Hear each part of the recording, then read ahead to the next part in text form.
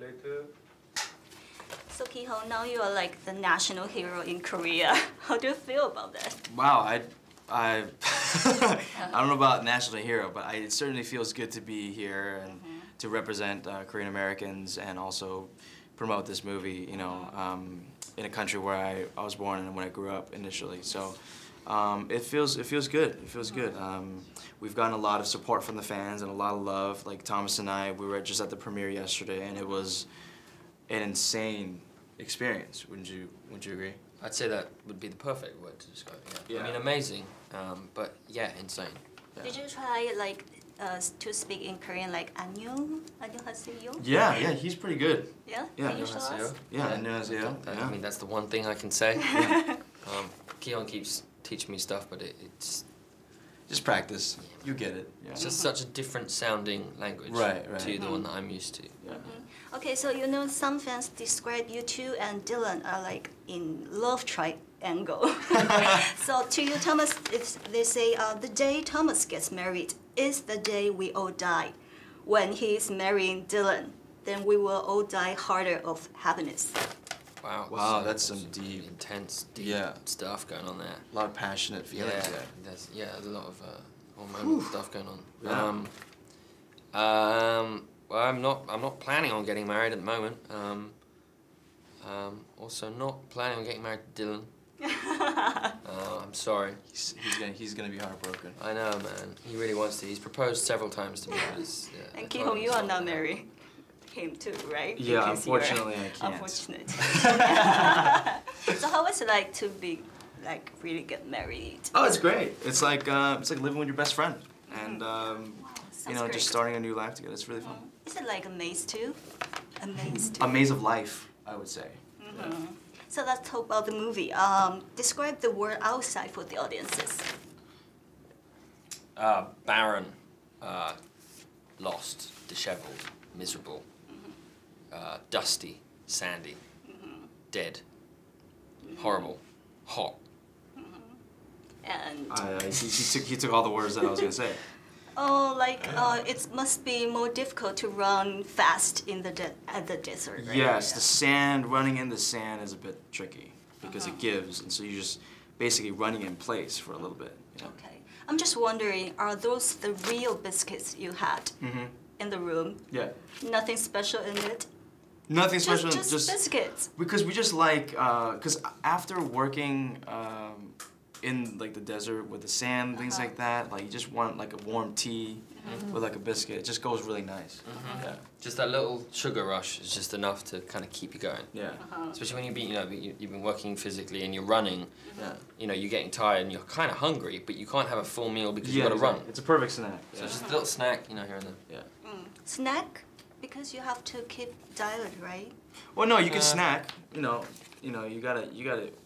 Dieting doesn't mean you don't eat. Dieting means you eat, you know, certain foods at certain periods of time. So yeah.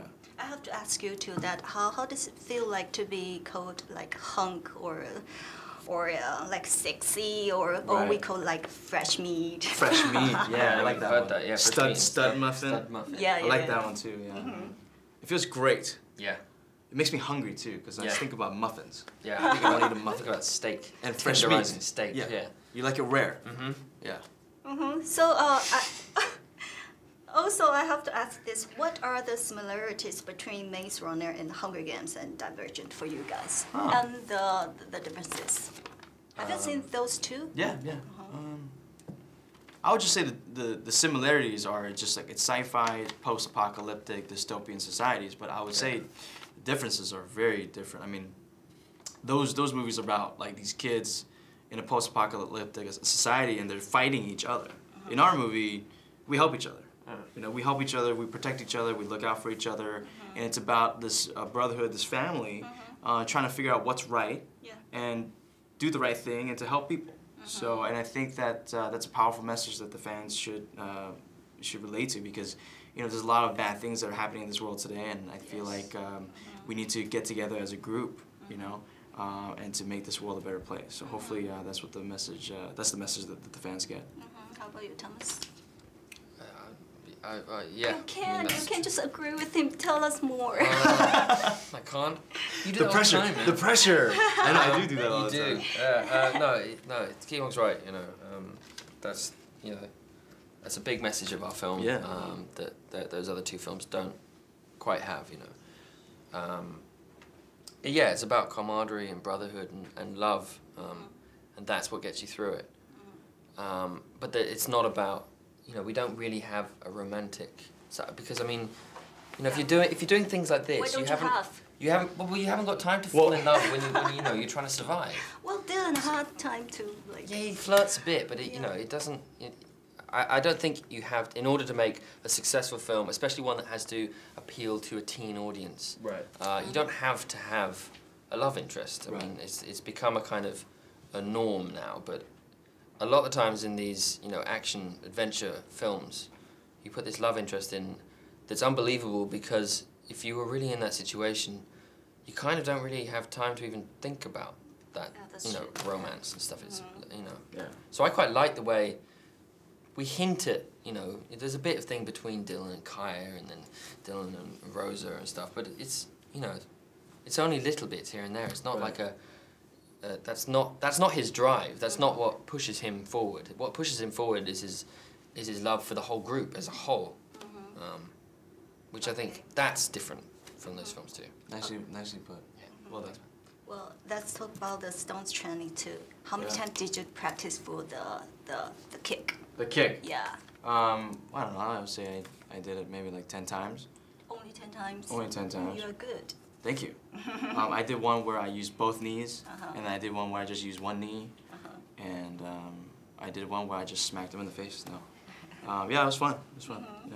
How about you, Thomas? I didn't get to do any kicks and stuff. What did I get to do? What was my cool thing? You almost got eaten by a crank. Oh, that's true. That was kind of stunty, but also you talk about the gun thing. You used the gun. Oh, I got to do. Yeah. Which was cool. That was cool. I felt cool. Using my sniper rifle, which was fun, next to Barry Pepper, who I always thought was really cool in Saving Private Ryan when he's in the bell tower. Yeah, he's the coolest and he's saying his prayers and he's just. Yeah. And I felt like Barry Pepper, and Barry Pepper was behind me. That was so cool. On a .50 caliber. Yeah. I was like, this is kind of cool. Okay, my last question. Let's say hi to Taiwan like ni hao. Ni hao. Ni hao. Ni hao. Wai ni. Oh, good. Wai means I love you, right? Yeah. Yeah. Okay, thank you very much. Thank Thank you. you. Bye Thank bye. you. Come to Taiwan sometime, okay? We would love to go.